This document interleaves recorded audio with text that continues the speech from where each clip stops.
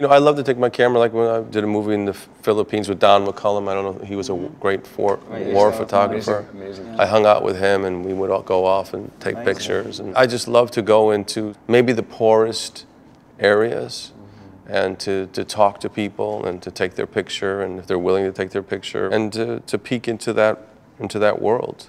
The more you do it, the more aware of your surroundings you become. And when you're really in the moment, your senses, I mean, I sometimes feel like my eyes are on fire, because when I'm in the moment, I'm seeing every little detail. You can't sustain that deep concentration for long. At least I can't. Right. But I do become aware, and I'm sure you're the same as well, when you're in the moment. A tiny movement of something makes or breaks the whole sensation that you're witnessing.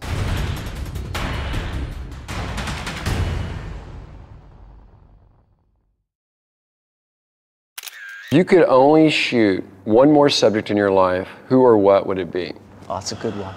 It's actually a simple answer, which would be my kids. You know, the love I have for them is the greatest love I know, and to photograph them, and I have since their birth. I go to the playground all the time with them, and I try to take shots of them because they feel comfortable with me once again, and I feel comfortable with them. And this particular shot was at my daughter's preschool. There was just this little veil that presented itself in this classroom, and I think that it was very telling because the mystery of it, they're sort of out of focus, and you don't really know it's them, and you can't really tell it's them. There's a haunting level to a lot of your pictures. Yeah. I mean, they really do. They have that kind of darkness. It's hard to penetrate with words sometimes because they've lost their meaning somewhere. I think that a picture can explain something that maybe I can't get to, or don't have the vocabulary to get to. So it is an emotional experience. It's emotional for me, really. It's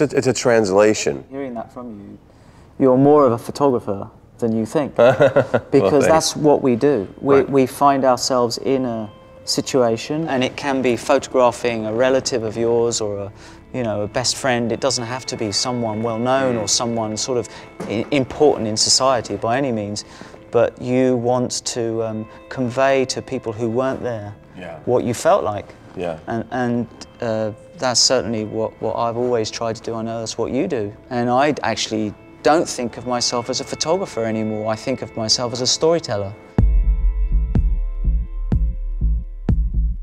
One of the most amazing things I discovered about the idea of who is a photographer was when I was working with Aung San Suu Kyi. I photographed her just a couple of days after she was released from house arrest. I said to her, "What happened when you came out of your house for the first time?" And she said, "The strangest thing happened to me." She said, "I came out and there were, it felt like thousands of people, well-wishers, all outside, but they were all doing something really strange." So I said, "What is it?" And she said, "They were all holding their phones in the air."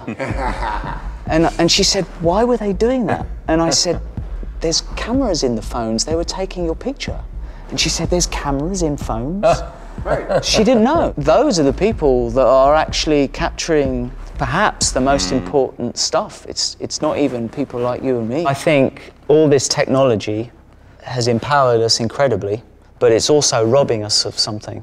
It's robbing us of the importance of interaction. And this three-way conversation for me is a lovely experience, because we're not emailing each other or we're not even talking on the phone. I'm able to look into your eyes and I'm able to see and feel how you respond to something I say, and you're able to do the same with me.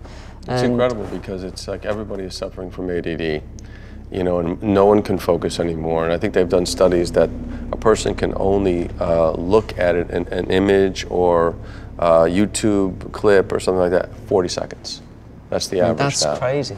We have to slow the process down. You have to be observant. You have to make it your top priority. And you can't do it while you're doing 5 other things. I think it's the notion that whatever is over there is more important than what is here. Yeah. I think that we're living in this disposable society, and everybody is obsessed with documenting their life because it goes by so fast. Everybody's obsessed with the same thing, which is like, does my life have meaning? And I remember I was walking down the street And then I passed an old barber shop, and on the wall he had a picture of JFK, beaten up old picture. He had a picture of Martin Luther King, and then he had a picture of my Clinton picture. You know, that's the award.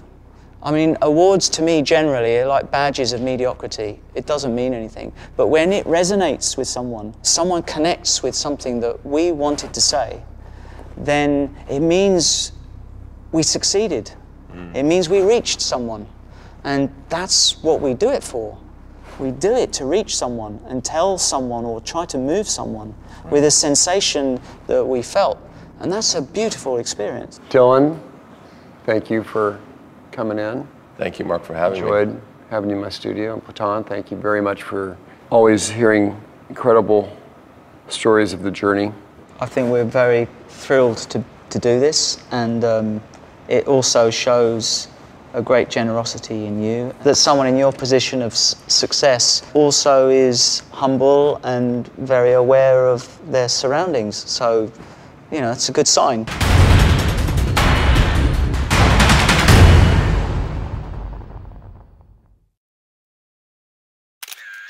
Bill Clinton sat for me as his last official portrait as president. They said to me, now Platon, we want a nice dignified headshot. We don't want one of those weird wide-angle numbers that you do. So I said to him, Mr. President, will you show me the love?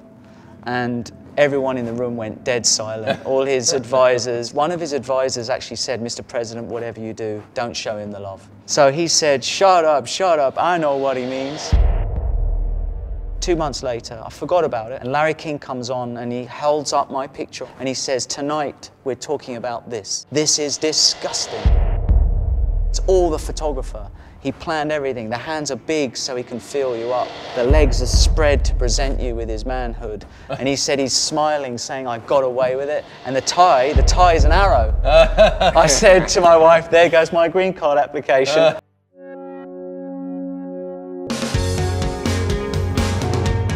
To quit your job and live the life you've always dreamed of? You're really living the dream, I would imagine, the expat dream. I feel more free here than I do in the States. This is it, man. This is the life. Join me, Savannah Jane Buffett, as I follow two buddies from college who quit their grueling office jobs and moved down to St. John to be bartenders in paradise. Now they're not just serving drinks, they've created the #1 microbrew in the Caribbean. I looked out and there's about 30 cubicles. And at that moment, I said, I can't. I knew I wanted to roll the dice and that I wanted to take a break from what I was doing. Nice place to live, don't you think? Not bad. It was a very surreal feeling because this is all new to me. This was going to be my new home. At that point, we knew we were all in. They're the lucky guys, man. They make beer for a living on an island. It's just two guys hanging out in the Caribbean and brewing some great beer and, you know, living the dream, I guess.